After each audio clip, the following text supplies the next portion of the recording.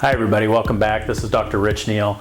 We want to talk a little bit today about what people call TMJ or TMJ problems.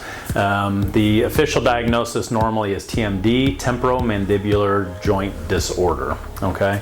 And so that is this joint right here. And this is a very unique joint, unlike any of the other ones in our body, because of the way that it's able to move, open, but also go side to side. And what happens is a lot of times you have problems with the muscles around this joint, as well as popping, and there's a lot of different symptoms and diagnoses that can go along with this. So I just want to talk a little bit about what most people feel, kind of what the troubles are, and the steps that we go through to be able to help take care of this. So what most people will come in with initially is muscle pain, headaches, sometimes even migraines, and that muscle pain is focused up here in the temporalis muscle. And also right here in this jaw muscle that we use to chew with.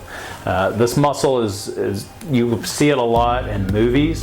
When they do close-ups, I always notice it with Tom Cruise because it shows that if somebody is stressed or intense, because you'll start seeing this muscle pop up and down.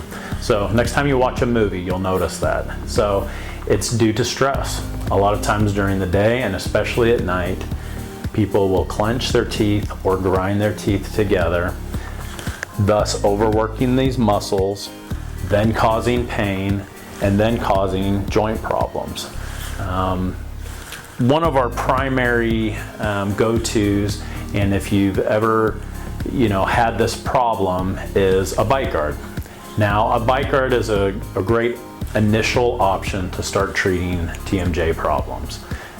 It has two main purposes from my point of view. One, it helps protect your teeth.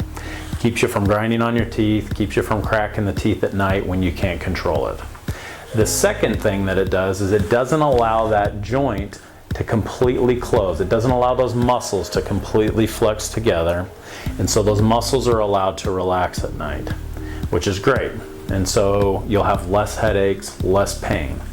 Now sometimes that muscle has been overworked for years and years and years, and like any other muscle, it gets bigger. And so sometimes you'll even notice that you have these real strong jaw muscles, and the problem is that muscle is too strong for what it's supposed to do. So one of our secondary treatments that we'll go to if we need to after a bite guard is Botox treatment. Now everybody thinks of Botox as only a cosmetic thing, and we do Botox up here and make your forehead look real pretty and get rid of the wrinkles. But Botox in these muscles, we're not trying to take that muscle out of action.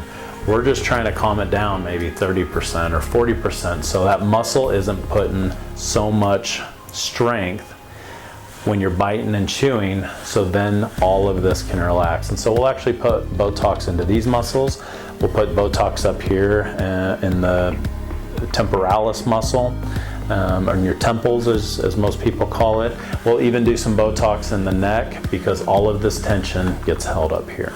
So we would be happy to take a look at your joint, look at the muscles, and really be able to take a look at things. Anytime we do a cleaning, that's part of what we do as well. We take a look and see if you may be a candidate for some sort of temporomandibular joint treatment, whether it's a bite guard, Botox, both. And in many cases, if it's beyond that, then we use a team approach, and we'll actually work with physical therapists, chiropractors, and surgeons if things are really severe. So we would be happy to take a look at you and answer any questions you might have.